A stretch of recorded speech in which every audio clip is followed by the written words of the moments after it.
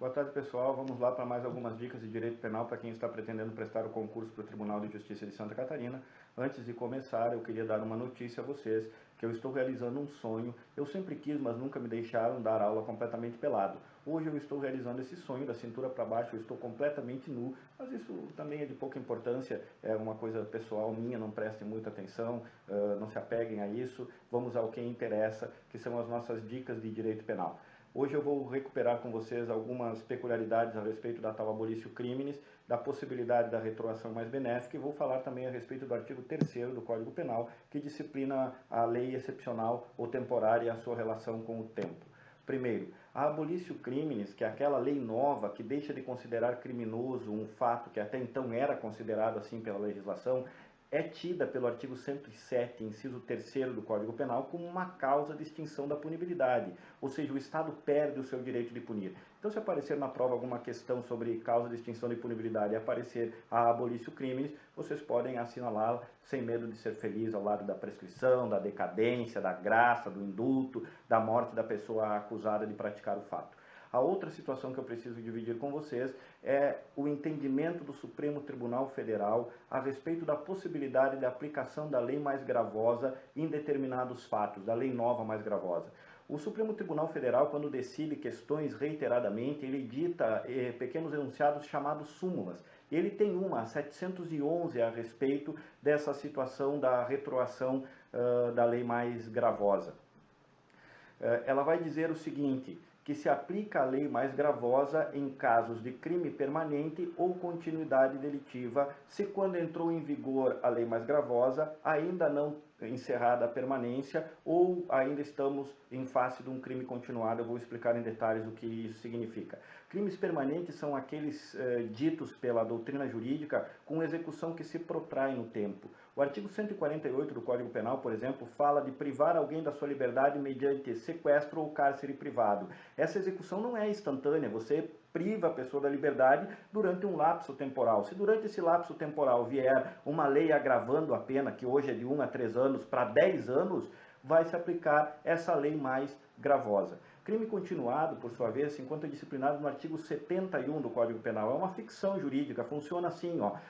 Se mais de uma ação ou omissão o indivíduo pratica crimes da mesma espécie durante um intervalo regular, em circunstâncias de tempo e lugar, que façam presumir que o último delito é continuidade do primeiro, se aplica a pena de um deles somente, aumentada de 1/6 a 2/3. Por exemplo, no início do mês eu pratico um furto, na metade do mês eu pratico outro furto e no final do mês outro furto. Eu não vou ser punido por 3 furtos, eu vou ser punido por um único furto e os outros vão ser tidos como continuidade desse primeiro. Se quando eu pratiquei o último estava em vigor uma lei mais gravosa, prevendo para o artigo 155, que é onde se encontra disciplinado o furto, uma pena agora de 10 anos ou de 15 anos, vai se aplicar essa lei mais gravosa. Então, em casos de crime permanente ou continuidade delitiva, se aplica a lei mais gravosa vigente, quando cessou a permanência ou quando cessou a continuidade.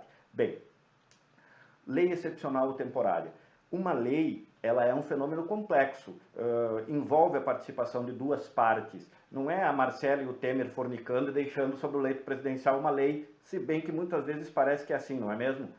O Congresso Nacional, que é aquela casinha lá em Brasília, com aqueles 2 pratinhos, um virado para cima e um virado para baixo, que é formado pela união do Senado Federal e da Câmara dos Deputados, se reúne, aprova esse texto e depois manda isso para o presidente da República, que tem 2 possibilidades. Ou ele sanciona e aí o negócio se torna lei, ou ele veta e aí não se torna lei. Então, para eu aprovar uma lei, eu preciso manifestação do Congresso, mais manifestação da presidência da República. Aí surge a lei. E quando uma lei surge, ela passa a viger sem tempo determinado. Essa é a regra geral. Vive para sempre até que venha uma outra lei e extermine com ela, porque uma lei só é revogada por outra lei. Pois bem, só que há leis que são feitas para viger durante um determinado período. A lei já diz, ó, essa lei aqui vai viger enquanto durar essa situação. Isso são as leis temporárias. Uma lei excepcional também tem prazo de vigência pré-definido e ela vai atender às peculiaridades de um momento específico de transtorno na nação. Vou dar 2 exemplos para vocês. Seguinte, suponham vocês que nós tenhamos um surto de dengue.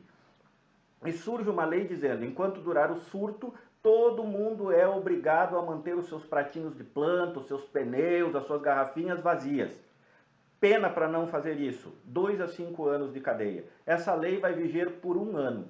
Depois que terminou a vigência dessa lei, aquelas pessoas que praticaram a conduta ainda na sua vigência vão continuar sendo processadas. Então a lei temporária, depois que encerra o prazo para sua vigência, ela continua gerando efeitos para o futuro, ou seja, não significa tal abolício crimes para os fatos praticados durante a sua vigência.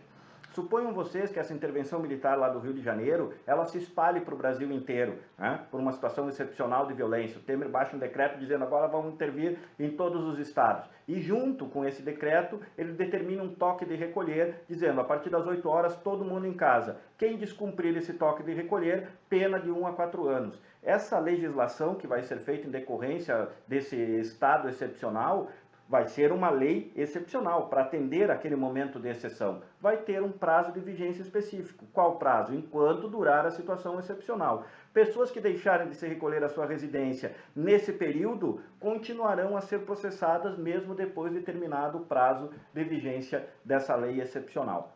Ok? Valeu, pessoal. Amanhã eu vou começar a conversar com vocês sobre a doutrina jurídica que envolve o fato típico, antijurídico e culpável. E aí o Zé e o Bedeu voltam aqui para me auxiliar. Beijão, sucesso!